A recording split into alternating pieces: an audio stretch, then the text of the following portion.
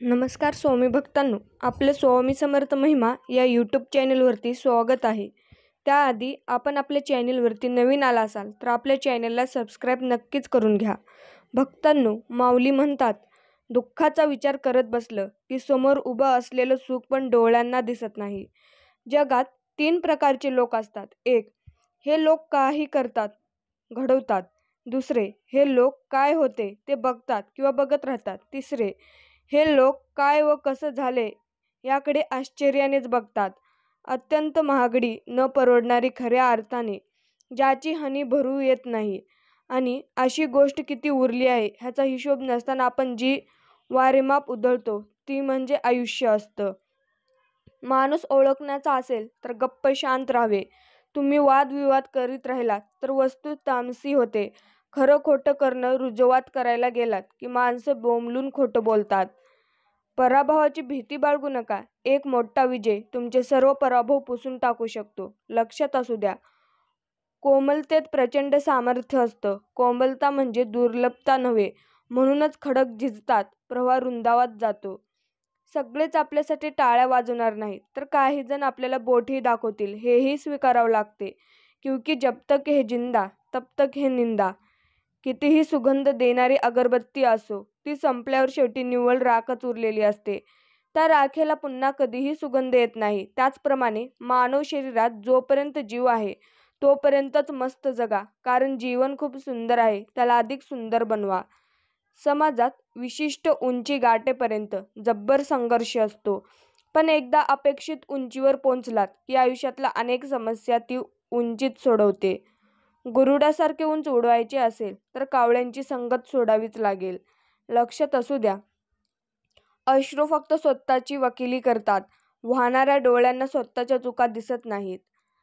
आपण वाऱ्याची दिशा बदलू शकत नाही, परंतु आपला पतंग मात्र निश्चितच नियंत्रित करू शकतो. स्वामी भक्तांनो, आयुष्य कोणत्याही सिद्धांतावर चालत नाही. आयुष्य म्हणजे आखून दिलेली पायवाट नव्हे किंवा रेल्वेची रूळ नव्हे. हे गंगेच्या प्रवाहाप्रमाणे सुसाट वाहतं. वाट आणि उतार गवसेलच तसं. जेव्हा सगळंच संपून गेले असं आपल्याला वाटतं, तीच खरी वेळ असते नवीन काहीतरी सुरू करण्याची. माऊली म्हणतात, उथळ विचारांची माणसं देवावर आणि देवावर विश्वास ठेवतात. शहाणी आणि सामर्थ्य माणसं कार्यकारणभवनावर विश्वास ठेवतात. अस्थिर माणसं जशी बारमध्ये सापडतात तशीच सिद्धांतविनायकांच्या रांगेतही अर्थहीन श्रद्धा ही व्यसनासारखीच असते. जिवंत राहण्यासाठी जेवढं अन्न आणि पाण्याची आवश्यकता आहे तेवढेच जीवन जगताना स्पर्धक आणि विरोधक यांची देखील गरज आहे. स्पर्धक आपल्याला सतत गतिशील आणि क्रियाशील बनवतील. विरोधक कायम आपल्याला सतर्क आणि सावधान बनवतील. आणि हे दोघे मिळून आपल्याला प्रगतीला कायम पोषक वातावरण तयार करतात. या दोघांना निर्माण करायला तुम्हाला कष्ट करावे लागत नाही. समाज फुकटात यांना तुम्हाला देऊन टाकतो. त्यांच्यावर चिडू नका, त्यांचे कायम स्वागत करा, कारण त्यांच्यावर तुमच्याशिवाय जगणे अधुरे आहे. स्वामी भक्तांनो, जर शर्यत लावायचीच असेल तर स्वतःसोबतच लावा. कारण जिंकलात तर स्वतःचा आत्मविश्वास जिंकाल आणि हारलात तर स्वतःचा अहंकार हाराल. माऊली म्हणतात, इथंच कष्ट आहेत. स्वतःकडे पाहणं सर्वात अवघड. ह्याचं कारण त्या पाहण्यात काही लपत नाही. दुसरा माणूस वेगवेगळी रूपं धारण करून तुमच्यासमोर प्रकट होत असतो. तो आपले अवगुण झाकून ठेवण्यात यशस्वी झाल्याशिवाय तो तुमचा मित्रच होऊ शकणार नाही. देव आपल्या घरी आला म्हणजे सण, उत्साह आणि आनंद, आणि आपण त्याच्या घरी गेलो म्हणजे दुःख आणि शोक असतो. कायदा पाळा गतीचा. काळ मागे लागला, थांबला तो संपला. धावत्याला शक्ती येई आणि रस्ता सापडे, भ्रांत तुम्हा का पडे. स्वामी भक्तांनो, विकायचं ठरविलं तर फूल सुद्धा तराजूत टाकावी लागतात. विकणाऱ्याने फुलांचं वजन विकावं. सुगंध वेड्या माणसानं वजनात कितीही फूल येतात हे मोजू नये. सगळे वार परतवतात येतील, पण अहंकारावर झालेला वार परतवतात येत नाहीत आणि पश्चातापही येत नाही. माऊली म्हणतात, ध्येयासाठी आतोनात प्रयत्न करा. जगाने तुम्हाला वेडे म्हटले तरी चालेल, कारण वेडेच लोक इतिहास घडवतात आणि शिकलेली लोक तो इतिहास वाचतात. मनुष्याची इच्छा असते की आकाशात उडायला पंख मिळो आणि पक्षी विचार करतो की राहायला कुठेतरी घर मिळो. जिंकायची मजा तेव्हाच येते जेव्हा सर्वजण तुमच्या हारण्याची वाट पाहत असतात. स्वामी भक्तांनो, घराला आणि माणसाला सौंदर्याचा स्पर्श आणि जाणीव कायम हवी. स्वतःवर विश्वास ठेवा. काही झालं तरी स्वतःला कधी कमी समजायचं नाही. जळणाऱ्या निखारांचं तापमान एखाद्या शेकोटीप्रमाणे निश्चितच असतं. बसणाऱ्याने शेकोटीपासून किती अंतरावर बसायचं यावर सगळ्या गोष्टी अवलंबून असतात. ऊब हवी की चटके हवेत हे त्यांनीच ठरवायचं असतं. अडचणी येतात आणि जातात. एक जाताना आपलं वय घेऊन जातात. 100% खरी गोष्ट आहे. तुमचे मागे आपला विषय निघाला की समजायचं आपण पुढे चाललोय. सुख या जगात सुख लुटण्याचा काळ एकच असतो. ते मिळत असते तेव्हा. जो उन्हातून वणवण फिरलाय तो सावलीतलं रहस्य ओळखतो. ज्याने मरण जवळून पाहिले त्याला जीवन कळतं. ज्यांनी फक्त जीवनच पाहिलाय त्यांना झोप येत आहे. स्वामी भक्तांनो, दिवस तारका विसरतो, लक्षात राहते ते क्षण, ह्यावर विसरभोळा वगैरे असे काहीही मला म्हण. सुख हे फुलपाखराप्रमाणे असते. पाठलाग केला तर उडून जातं, बळजबरी केली तर मरून जातं. निरपेक्षपणे काम करत राहिलं तर मनगटावर अलगद येऊन बसतं. गर्दीचा एक भाग बनवण्यापेक्षा ज्यासाठी गर्दी जमली त्याचं कारण बना. सर्वात वेदनादायक गोष्ट म्हणजे शोषण हे आजच्या अराजक अंधाधुंदीचे मूळ कारण आहे. माऊली म्हणतात, जो स्वतःच्या प्रगतीसाठी प्रयत्न करतो त्याला दुसऱ्याची वाईट करण्याची वेळच मिळत नाही. कोणी साथ नाही दिली म्हणून रडत बसायचे नसते, तर संकटाच्या छाताडावर पाय ठेवून आपले अस्तित्व नव्याने निर्माण करायचे असते. मीठ कशातही टाकलं तरी ते खारटपणा सोडतं का? वापरायचं किती ते आपल्यावरच असतं. आयुष्याची चव ही त्याने सांभाळायची असते. प्रत्येकाचा स्वभाव वेगळा असतो, म्हणून काही माणसे क्षणभर तर काही आयुष्यभर लक्षात राहतात. जर सावली उंचीपेक्षा आणि गोष्ट लायकीपेक्षा मोठ्या होऊ लागल्या की समजून जा, लवकरच सूर्य मावळणार आहे. प्रत्येक माणसाला आयुष्यभर कोणाचा ना कोणाचा मत्सर वाटत असतो. ज्याला सुखाला आपण लायक आहोत ते दुसरा कोणाला तरी मिळतं ह्याचं एक ठसठसणारं दुःख तो कायम जवळ बाळगून असतो. आणि त्यापेक्षाही कंजबना अशी एक हे कुठलं बोलता येत नाही. माणूस तसा हा नेहमी एकटाच असतो.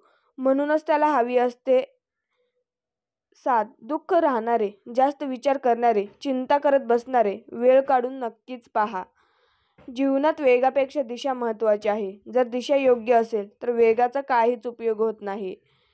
हिंमत एवढी मोठी ठेवा की तिच्यावर नशिबाला पण झुकावंच लागेल. नेहमी सकारात्मक घडामोडींचा आशा ठेवा. म्हटल्याप्रमाणे हिरवे झाड हृदयात ठेवा. गाणारा पक्षी नक्कीच येईल. अपराधाला क्षमा करणे चांगले आणि विसरून जाणेही त्याहूनही उत्तम. नशिबावर अवलंबून राहू नका, कारण नशिबाचा भाग हा 1% असतो तर मेहनतीचा भाग हा 99% असतो.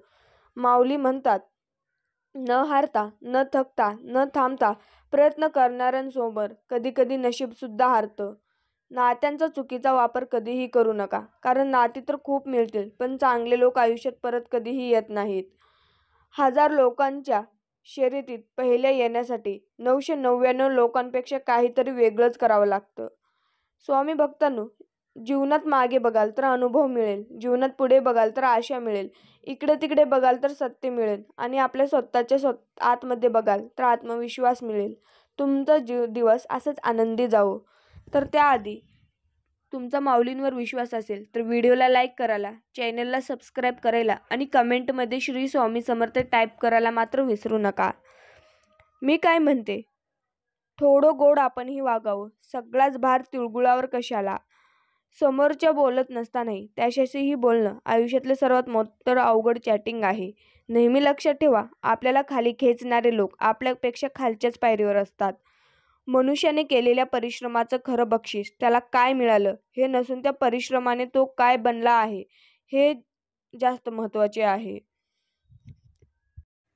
लक्षात असू द्या, कमीपणा घेणारे कधीच लहान अथवा चुकीचे नसतात, कारण कमीपणा घेणाऱ्यांसाठी खूप मोठे मन असावी लागतात. स्वामी भक्तांनो, माऊली म्हणतात, तुमचं काम हीच तुमची खरी ओळख आहे. नाहीतर एकाच नावाचे लाखो लोक आहेत तिथे. समजूतदारपणा ज्ञानापेक्षा खूप महत्त्वपूर्वक असतो. खूप लोक आपल्याला ओळखतात, पण त्यातील मोजकेच लोक आपल्याला समजून घेतात.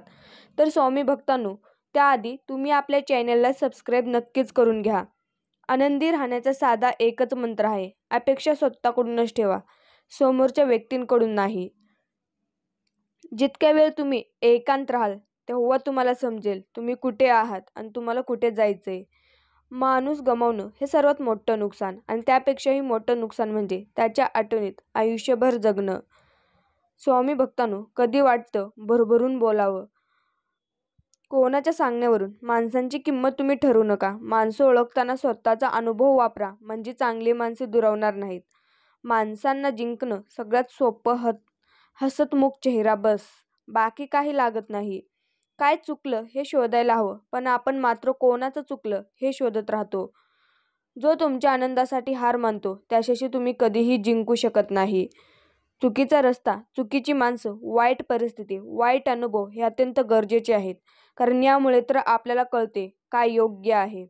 स्वतःचं घर स्वतःच सगळ्यांचं हे मला गोगलगाईने सांगितलं. कडू सत्य ऐका. प्रेमात खूप भांडण होतात, पण खरा त्रास फक्त त्याच व्यक्तीला होतो ज्याला त्या नात्याची सर्वात जास्त गरज असते. स्वामी भक्तांनो, माऊली म्हणतात, ओठात एक पोटात एक असं कधीच वागायचं नसतं. आपण जसे आहोत तसंच बाहेर देखील दिसायचं असतं. वाईट असलं तर स्पष्ट मत मांडायचंच असतं. दिसायला जबरदस्त असणं हे आपल्या हातात नसतं. विचारांनी भरदस्त असणं हे आपल्या हातातच असतं. खरं वागणं, विचारांची परिपक्वता हे चांगल्या व्यक्तिमत्वाचं लक्षण असतं. पैसे असून साधं राहिलं तर भिकारडा म्हणतात. पैसे बऱ्याचपैकी खर्च केला तर मारजुरडा म्हणतात. सगळ्यांशी मन मोकळेपणानं बोललं तर बकबक करतोय म्हणतात. कमी बोलला तर स्वतःला शहाणा समजतो म्हणतात. दान धर्म नाही केला तर कंजूस मारवाडी. भरपूर दान धर्म केला तर 2 नंबर पैसे असणार असं म्हणतात. बायकोचं ऐकलं तर बैल, नाही ऐकलं तर काही भानगड असणार असं म्हणतात. तब्येत चांगली तर फुकटचं खाऊन सुटलाय म्हणतात. तब्येत कमी केली तर काहीतरी आजार झाला असणार म्हणून मरायला लागलाय असं म्हणतात. सगळ्या कार्यक्रमांना हजेरी लावला तर ह्याला काही धंदा नाही आणि गेलं तर माणुसकी नाही म्हणतात. हे सगळे लोकच असतात. लोक नेहमी त्यांचं काम करतच असतात. आपण आपलं काम करायचं. याचा अर्थ ऐकावे जनाचे पण करावे मनाचे. लोक पायी चालू देत नाहीत आणि घोड्यावरही बैसू देत नाहीत. शेवटी आपण ठरवायचं जीवन कसं जगायचं, हसत हसत की रडत रडत. विश्वासघात करणाऱ्या माणसाला जॉब विचारण्यापेक्षा त्या व्यक्तीशी बोलणं सोडून देणं व पुन्हा जीवनात त्या व्यक्तीला महत्त्व देणं कायमचं बंद करणं हीच त्या व्यक्तीसाठी सर्वात मोठी शिक्षा असते. कारण जर अशा व्यक्तीला जाब विचारला तर ती व्यक्ती शब्दांच्या जाळ्यात गुंतून स्वतः बाहेर पडेल व पुन्हा पुन्हा संधी मिळाली की विश्वासघातच करेल. त्यामुळे पाहिले तर अशा व्यक्तींच्या संपर्कात कधीच राहायचे नसते. व अशी व्यक्ती जर नात्यातील असेल तर अशा व्यक्तीला आपल्या सांध्यातून कायमची दूर ठेवून त्यांना महत्त्व द्यायचे नसते. कारण त्यांना विश्वासघात करण्याची सवयच लागलेली असते. अशी माणसं त्यांच्या जीवनात कधीच सुधारत नसतात. अगोदर समोरच्या व्यक्तीला विश्वासघात घेऊन पुढेही जीवनात विश्वासघातच ती करीत असतात. स्वामी भक्तांनो, माऊली म्हणतात, हट्टासाने जोपासलेला राग, दुसऱ्याने भरलेले कान आणि वैर भावनांचाच माणसाला अनेकदा हरवते. हे ज्यांना समजत नाही त्यांना आपण कशाने हरलो हे आयुष्यभर उमगत नाही. रिकाम्या हातानं आपण येतो आणि रिकाम्याच हातानं जातो. इतकंच नव्हे तर संपूर्ण आयुष्यभरही आपले हात रिकामेच असतात. आपल्या हातात काहीतरी आहे असं तर तुम्हाला वाटतच असेल तर ती सगळी स्वप्नच आहेत. काम माझं आणि नाव दुसऱ्यांचं हा विचार करून कधीही नाराज होऊ नका. कारण तूप आणि कापूस युगायुगाने एकत्र जळत आहेत, परंतु लोक मात्र दिवा जळत आहे असंच म्हणतात. कोणी कसं वागावं हे आपल्या हातात नसतं, पण त्यांचा आपण स्वतःवर कितपत परिणाम करून घ्यायचा हे मात्र निश्चितच आपल्या हातात असतं. मधावर पहिला नैतिक हक्क हा फुलांचा असतो, पण मध चोरून पोळ्यांमध्ये साठवणाऱ्या मधमाशांना मात्र त्याचे श्रेय दिले जाते. समाजातही असंच असतं. प्रामाणिकपणे काम करणारे उपेक्षित राहतात आणि वांग्याचा भोपळा करून किंवा राईचा पर्वत करून श्रेय घेणारे प्रसिद्ध होत असतात. आयुष्य मिळणं हा नशिबाचा भाग आहे, मृत्यू येणं हा काळाचा भाग आहे, पण लोकांच्या मनात जिवंत राहणं हे आपल्या कुशाल कर्माचाच भाग आहे. स्वामी भक्तांनो, लक्षात असू द्या, एखाद्याने आपल्यासाठी काय काय सोयी उपलब्ध करून दिल्या ह्याची यादी देणं सोपं असतं. सोयीच असतात. मोठेपणा किलो किलोने मोजता येतो. किंबहुना गणिताच्या गावाकडे वळणायचं ठरलं की सगळाच मामला रोखठोक होतो. प्रवास संपला आणि किती उरला हे निव्वळ 2 आकड्यांतच गुंडाळता येतं.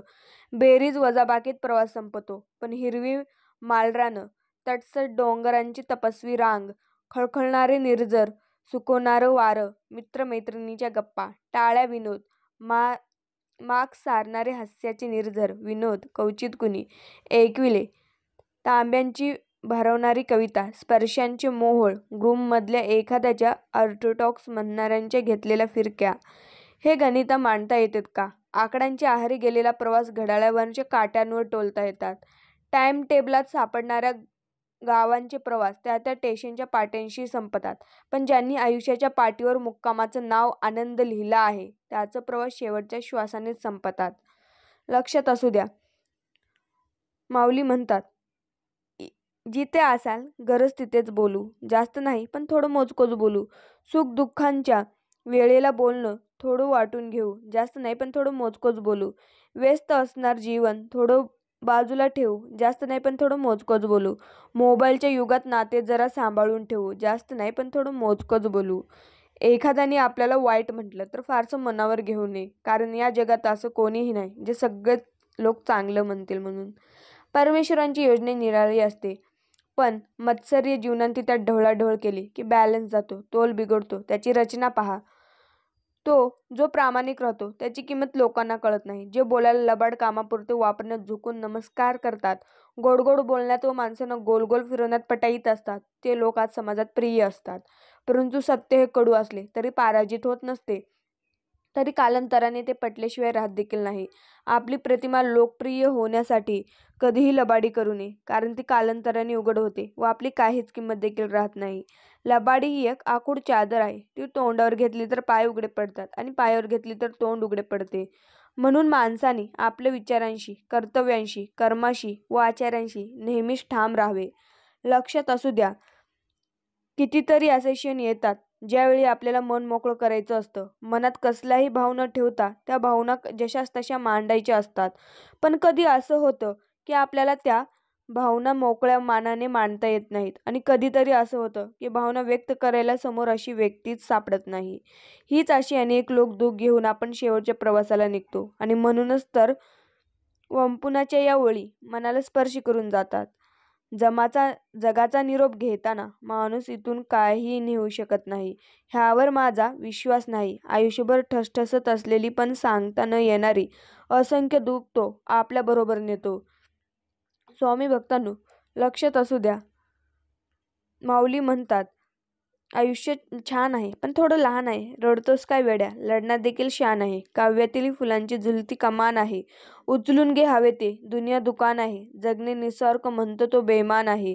सुखासाठी कधी हसावं लागतं तर कधी रडावं लागतं, कारण सुंदर धबधबा बनायला पाण्याहून उंचावरूनच कोसळावं लागतं. कोणाचाही द्वेष व मत्सर करावाचा नाही व दुसऱ्यांचे दुःख किंवा नुकसान करावयाचे नाही. एवढेच व्रत जरी प्रत्येकाने स्वीकारले तरी सुद्धा समाजात सुख, शांती व समाधान स्थिर झाल्याशिवाय राहणार नाही. शिवाय असे करणे हे सर्वांच्याच हिताचे असते.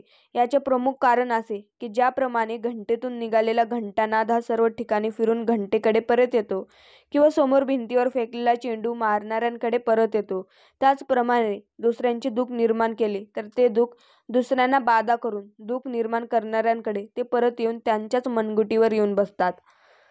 दुसऱ्यांच्या ताटातले हिसकावून खाण्यात एखाद्याला आपली शान वाटते, तर कोणाला आपल्या ताटातलं दुसऱ्यांच्या तोंडात भरवण्यात समाधान. हा खेळ संस्कार, समाज आणि मनसंस्थेचाच आहे. परंतु एक गोष्ट मात्र पक्की आहे की दुसऱ्यांचं हिसकावून खाणाऱ्याचं पोट कधी भरत नाही आणि वाटून खाणारा कधी उपाशी मरत नाही. स्वामी भक्तांनो, माऊली म्हणतात, माझी परमेश्वरांवर अपार भक्ती आहे. त्यांनी निर्माण केलेली सृष्टी पहा. इथं सगळं अमाप आहे, विराट आहे, प्रचंड आहे. इथं लहान काहीच नाही. एक माणूस पहा, केवढी विराट निर्मिती. माणूस म्हणजे पर्वत जेवढा प्रचंड, समुद्र जेवढा अमर्याद, वनश्री जेवढी गूढ, तसाच प्रत्येक माणूस प्रचंड, अमर्याद आणि गूढही. माणसाला बहाल केलेली पंचेंद्रिय हीच त्याची साक्ष. नजरेची दुनिया, नादाची दुनिया आणि स्पर्शाची दुनिया, सगळं विराट. आणि म्हणूनच नेहमी वाटतं की ज्या परमेश्वराने जीवन एवढं विराट केलं, त्या विराट जीवनाचा शेवट जीवनापेक्षा लहान गोष्टी करणार नाही. माझी श्रद्धा आहे की परमेश्वराने निर्माण केलेला मृत्यू हा जीवनापेक्षा विराट आहे, जीवनापेक्षा लोभस असणार ज्या व्यक्तीची बुद्धी कोणत्याही परिस्थितीत विचलित होत नाही, स्थिर राहते, ज्या व्यक्तीला त्याचे सर्व इंद्रियांवर प्रभुत्व आहे, सुख, दुःख, लोभ, माया, क्रोध, संतोष, ममत्व, भय या गोष्टींचा त्याच्या इच्छेशिवाय त्याच्यावर कोणताही प्रभाव पडत नाही.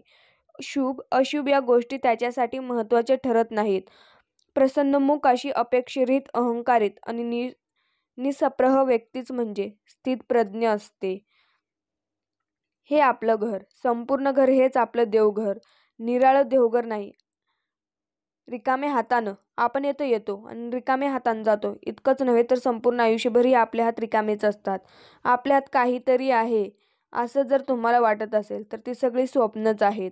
गोंधळलेलं मन व अस्थिर जीवन करीत असते. स्वतःला मार्ग सुचत असतो ना दुसऱ्याने सांगितलेला मार्ग आपल्याला पटत असतो. काय करावे काय नाही यावरच फक्त मनात विचार सुरू असतो. असेच जर मन कायम राहिले तर परिस्थिती हाताबाहेर जाते आणि वेळ निघून गेल्यावर मात्र पश्चात्तापाची वेळ येते. यामुळे जीवन अस्थिर झाले तर सर्वात अगोदर आपल्या मनाला सावरायचे असते. बाकीच्या गोष्टी होतच राहतील, मनातील भीतीला मात्र आवरायचे असते. वेळ जशी येते तशीच निघून पण जाते, पण आलेली वेळ मात्र आपले कौशल्य पाहतो. जर स्वतःला यातून सावरली तर त्या प्रसंगातून आपण सुखरूप सुटत असतो व मनाला वेगळी स्थिर केले तर मोठ्यामधील मोठे संकटातूनही आपल्याला बाहेर पडण्याचा मार्ग हा भेटतच असतो. काही व्यक्तींना तुमच्याकडून काहीच हवं नसतं. कोणत्या नात्याला पुढे जपायचं व कोणत्या नात्याला कुठे थांबवायचं याची ज्या माणसाला अक्कल येत असते ना, त्या माणसाला मानसिक त्रासाची झळ सोसावी लागत नसते. काही नाती सुख देतात तर काही नाती दुःखच देतात. या दुःख देणाऱ्या नात्याला पुढे याच नात्यातून सुख मिळेल याच खोट्या आशेवर जपत राहिलं की त्रासातून त्यातून नक्कीच सुरुवात होत असते व वारंवार त्या नात्याकडे अपेक्षाभंग झाली की जगणे खूप अवघड होत असते. त्यामुळे अशा नात्यांनादी पर्यंत जपावं व अशा नात्यातून कधी बाहेर पडावं. इतकं जरी आयुष्यात झटपट काहीतरी मिळावं आणि पटकन मोठं व्हावं असं प्रत्येकाला वाटत असतं. असं वाटणंही साहजिक आहे म्हणा, पण आपलं वास्तवही विसरायला नको. झटपट काहीतरी मिळणं हे फक्त चित्रपटात होत असतं, वास्तविक आयुष्यात नाही. मुळात मोठं होण्यासाठी काही काळ स्वतःला जमिनीखाली गाडून घ्यावं लागतं. नंतर जे काही मिळेल त्याचं समाधान हवं. शेवटी तुम्ही जगलात ते वास्तव्य न मिळाल्याचं दुःख करत बसले तर जग सहानुभूती देऊ करेल. साथ नाही म्हणून वास्तव्यात जगणं कधीही चांगलंच. माणसांची माणसांबद्दल मत कशी तयार होतात हे पाहणं मोठं मजेचं असतं. स्वतःच्या अनुभवावरून ठाम निष्कर्ष काढण्याची परिपक्वता प्रत्येकाला निरनिराळ्या वयात येत असेल, पण प्रारंभीच्या काळात ही मत बनण्याचं काम घरातील मोठी माणसं करीत असतात. पाहुण्यांची पाठ वळल्याबरोबर जे तुमच्याबद्दल बोललं जातं किंवा ती व्यक्ती मागे जे वातावरण निर्माण करून जाते त्यावरून लहान लहान मुलांची मतं बनत असतात. जी माणसं आलेल्या परिस्थितीत जुळवून घेतात तीच माणसं सुखी जीवन जगत असतात. त्यांना प्रत्येक गोष्टीत कमतरता जाणवत असते, ते कायमच दुःखी राहत असतात. जगण्यात काहीच सुख नसते याचं विचारातून जीवनाकडे पाहत असतात. जगण्याचे दोन प्रकार आहेत. एक प्रकार शिकावा लागतो तर दुसरा प्रकार शिकण्याची गरज नसते. माणूस जन्माला आला की त्याला योग्य संस्कार शिकण्याची गरज असते. परिस्थितीशी स्वतःशी जुळवून करायला शिकल्यावर जीवनात दुःखच शिल्लक राहत नाही. आहे त्या स्थितीतही आनंद मिळत असतो. आजूबाजूच्या लोकांवरही जीव पण जडत असतो. त्रास कोणाला आपला होत नसतो आणि आपण दुसऱ्यांचा त्रास आपल्यावरून घेत नसतो. म्हणूनच जे येईल परिस्थिती जीवनात तिच्याशी एकरूप होऊन जगायला शिका. तसे तर जीवनात दुःख कोणाला चुकले, पण आहे त्या परिस्थितीत सुखी समाधानी राहून समृद्ध जीवन जगायला शिका. आपली कल्पना भय निर्माण करते. भगवंत मला सांभाळणार आहे ही वस्तुस्थिती आहे. भगवंत नाम स्वरूप आहे. आपला अंतर्मन त्याच्या नामात गुंतून राहिलं तर त्याचे साहाय्य कसे मिळते याचा अनुभव आपोआप येईल. माझे कर्तव्य मी केले आहे ना, ते करीत असताना मी अनीती अधर्माने वागले नाही ना. आता जे व्हायचे ते होऊ दे, कुठे काळजी करा हे वृत्ती ठेवून जगात जो वागेल ना तोच मनुष्य सुखी होईल. लक्षात असू द्या, काय होतं ना, ज्या दिवशी तुम्ही तुमचं आयुष्य मनमोकळेपणाने जगलात तोच दिवस तुमचा आहे. बाकी तर फक्त कॅलेंडरच्या तारखा आहेत. नदीमध्ये पडल्यामुळे जीव कधी जात नाही. जीव तेव्हाच जातो जेव्हा पोहता येत नाही. परिस्थिती कधीच समस्या बनत नाही. समस्या तेव्हाच बनते जेव्हा आपल्याला परिस्थिती हाताळताच येत नाही. ज्याची सुरुवात इनामदारी, स्वकष्ट आणि शून्यापासून होते त्यांना हारण्याची, घाबरण्याची ओळख निर्माण करण्याची गरज आणि भीती नसते. त्या सर्व गोष्टी आपोआप मिळतात. आपल्याला किती लोक ओळखतात याला महत्त्व नाही, तर आपल्याला का ओळखतात याला जास्त महत्त्व आहे. जो ज्ञानी असतो त्याला समजावता येतं, जो अल्पज्ञानी असतो त्यालाही समजावता येतं, जो अज्ञानी असतो एक वेळ त्यालाही समजावता येतं. पण जो हेकेखोर, गर्विष्ठ आणि माझा शब्द खरा असं मानणारा असतो त्याला काही समजून सांगता येत नाही. त्याला फक्त येणारी वेळच समजू शकते. जगाचा मालक सोबत असताना सीता मातेला मुठभर सोनं असलेल्या हरणाचा मोह झाला आणि रावणांची अख्खी लंका सोन्याची असताना मात्र अशोक वनात प्रभू रामाची किंमत सोन्यापेक्षा मोठी आहे हे कळले. त्यामुळे आपल्याजवळ जे आहे त्याची किंमत करायला शिका. ते सोन्यापेक्षा कमी नाही आहे. त्यात आनंद घ्या. जे नाही त्याचा मोह केला की दुःख हे पदरी येणारच. स्वामी भक्तांनो, असंच आपल्या स्वामी माऊलींचे संदेश पाहण्यासाठी तुम्ही आपल्या चॅनलला सबस्क्राईब नक्कीच करून घ्या. श्री स्वामी समर्थ. जय जय स्वामी समर्थ. धन्यवाद.